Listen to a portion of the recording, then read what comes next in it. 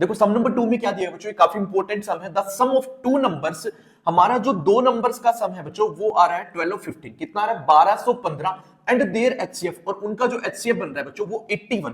Then the possible pairs of such numbers are, तो ऐसे numbers का पेयर हमें बताना है जो पॉसिबल्स है कि जिनका हमारा यदि ऐड करें तो 1215 आए बच्चों और उसका एचसीएफ 81 आए, ऐसे हम कितने पेयर्स बना सकते हैं, राइट। तो देखो बच्चों फर्स्टली हमें दो नंबर्स दिए गए हैं, let a and b the two numbers, एंड उनका जो सम करें a प्लस बी, यहां से सम स्टार्ट कर रहा हूं बच्चों, a प्लस बी जो है वो हमारा 12 और 15 के इक्वल आ रहा है, ये हमें बोला है। अब उसका एचसीएफ 81 बोला है बच्चों, उसका एचसीएफ कितना बोला 81। यदि कोई भी चीज है ना किसी का एचसीएफ है, इसका मतलब ये होता है बच्चों कि वो उस नंबर्स के अंदर प्रेजेंट है ऑलरेडी, राइट, वो उस दोनों नंबर के अंदर क्या है प्रेजेंट है। तो मैं क्या लिख सकता हूं 81a प्लस 81b बच्चों, 81a प्लस 81b। समझ आ रही है बच्चों ये बात आपको?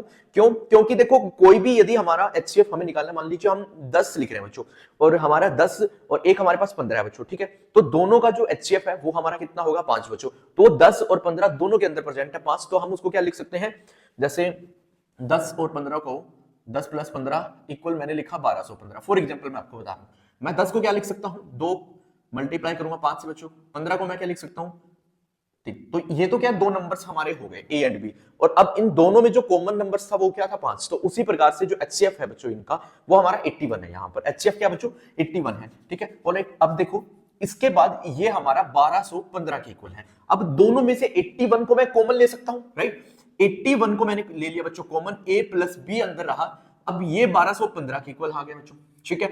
ए प्लस बी 1215 को हम डिवाइड कर देते हैं 81 से बच्चों, किससे डिवाइड कर देते हैं 81 से।